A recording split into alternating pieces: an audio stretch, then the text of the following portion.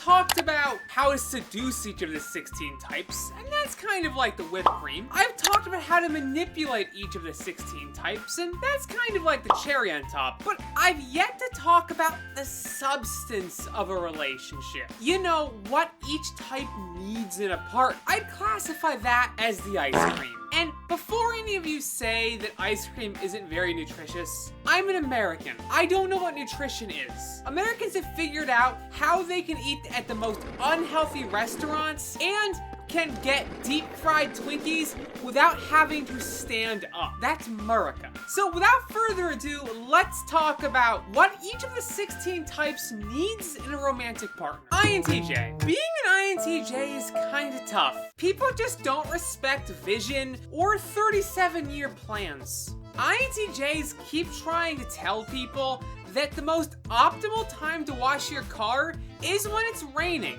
And not just any rainwater will do. You need to make sure it has the right mineral composition. INTJs need somebody who's going to respect them. You don't need to necessarily agree with an INTJ, but don't laugh at them. Don't tell them their idea is stupid until you've actually heard it, and then you can push back. In fact, INTJs will quite like that, but you also need to agree to disagree. Make sure you give INTJs a lot of independence. They need lots of time so they can plan. ESFPs. Some types want happily ever after, but ESFPs never want the story to end. When they found out that their universal remote doesn't work on movie screens, they were really upset that they couldn't pause the movie seconds before the resolution. ESFPs need to keep moving. In a physical way, sure, but also in an emotional way. They need constant change. Never let things get static with them, because to ESFPs, boredom is almost as bad as cheating. ENFPs.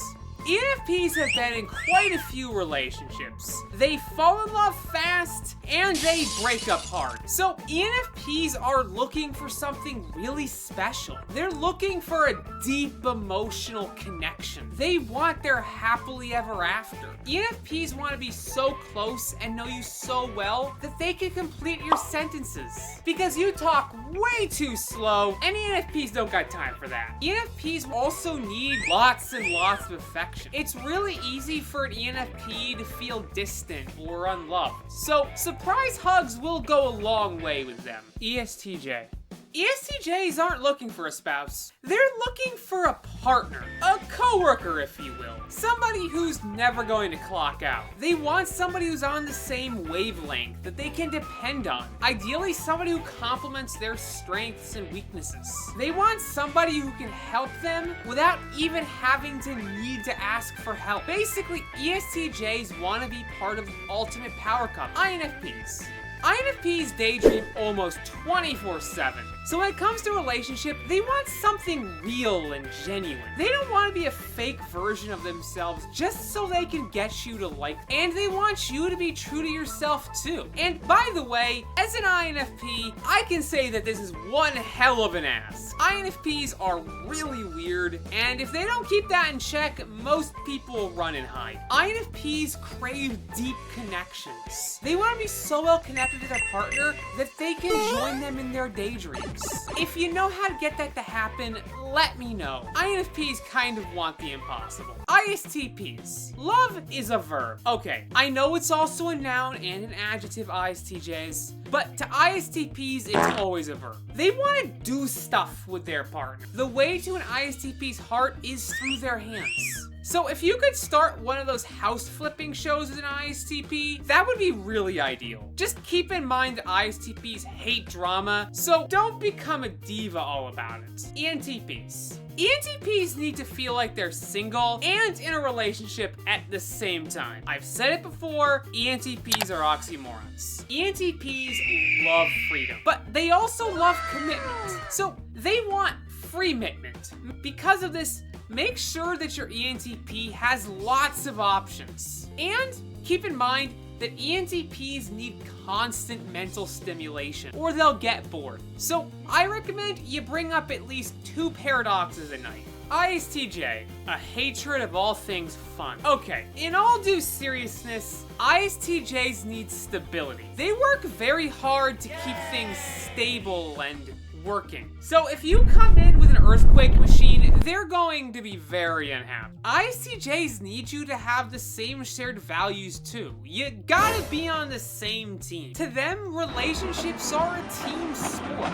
An ISTJ would say, it's not whether you're hot or not, it's how you load the dishwasher. ESFJs. ESFJs need constant reassurance. And I'm only partially joking. ESFJs need to feel loved.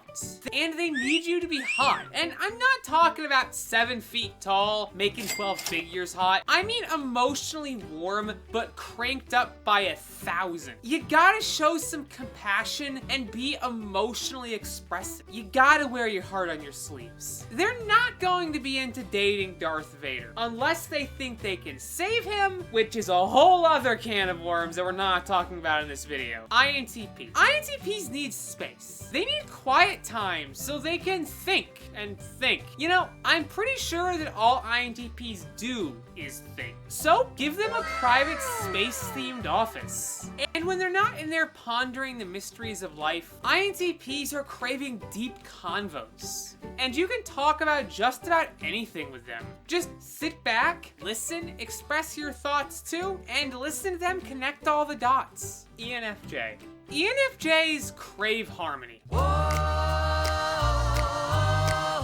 The last thing they want to do is get into a fight. That would crush them. They want to vibe with somebody, to have a shared vision and common goals. ENFJs are looking for somebody that they can start a cult with. The kind of ride or die partner that would gladly sip the Kool-Aid with you. ESTPs.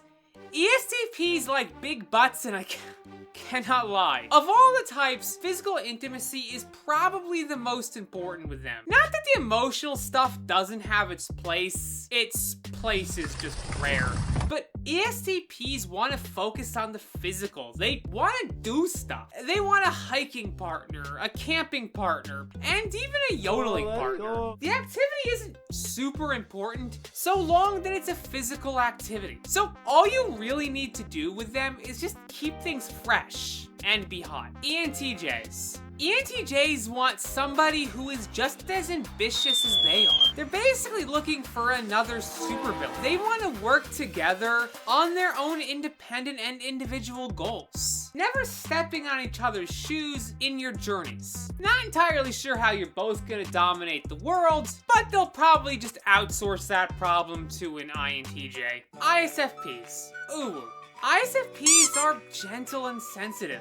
They're kind of like soft serve ice cream. Soft, but irresistible. ISFPs need you to be sensitive too. Sensitive to their values, but also sensitive to your own. They need to feel safe with you. Feeling safe is probably the biggest thing with ISFPs. So when they show you their vent art, don't judge them and just appreciate it. INFJs. INFJs need somebody who can read their mind, who can look past their mask that they always wear and dig deep down and love the true them. This is kind of hard because INFJs don't even know who the true them is, at least completely. INFJs want someone who will not only understand them, but who will also grow with them. Build a life together that they can be both proud of and eventually bloom. ISFJ. This type just wants somebody who's willing to take out the trash because they're always the ones being stuck doing it.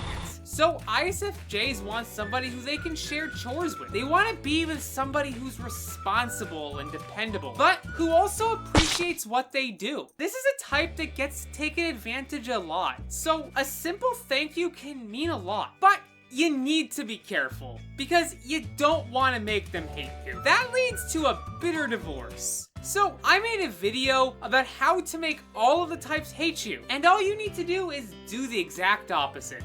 You can watch that video right here. Special thanks to all of my patrons and coffeers, I guess. Thank you guys so much for watching, and I'll catch you guys all next time.